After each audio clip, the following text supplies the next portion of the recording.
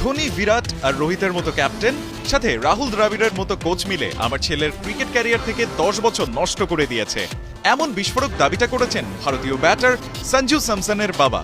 আর অন্যদিকে ব্যাট হাতে সেই উপেক্ষারই জবাবই যেন দিচ্ছেন সঞ্জু।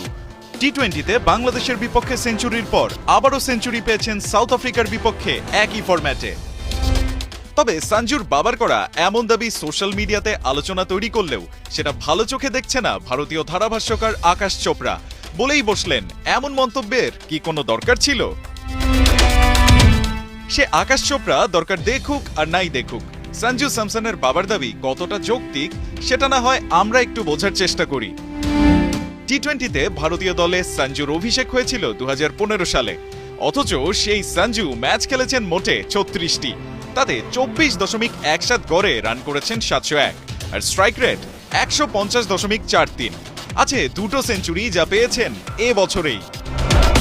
এমন গড় নিয়ে ভারতীয় দলের টি-20 দলে থাকাটা বেশ কঠিনই। এবার আসা যাক তার ওয়ানডে পারফরম্যান্সের দিকে। 2021-এ ডেবিউ করা কেরালার এই উইকেট কিপার ব্যাটার এখন অব্দি খেলেছেন 16 ম্যাচ, তাতে 56.67 অ্যাভারেজে করেছেন 510 রান, আছে সেঞ্চুরিও। খালি চোখে এ পরিসংখ্যানের দিকে তাকালে মনে হতেই পারে ওয়ানডেতে যোগ্য হলেও সঞ্জু মোটেও টি-20তে নিয়মিত জায়গা পাওয়ার দাবিদার নয়।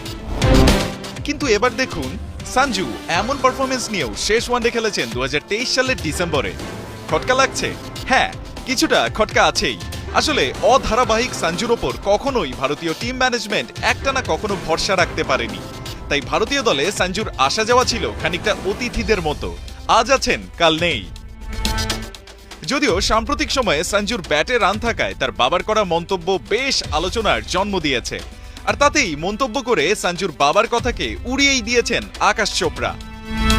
আমি নিজে বাবা হওয়ায় বুঝতে পারছি বাবারা পক্ষপাতী হন।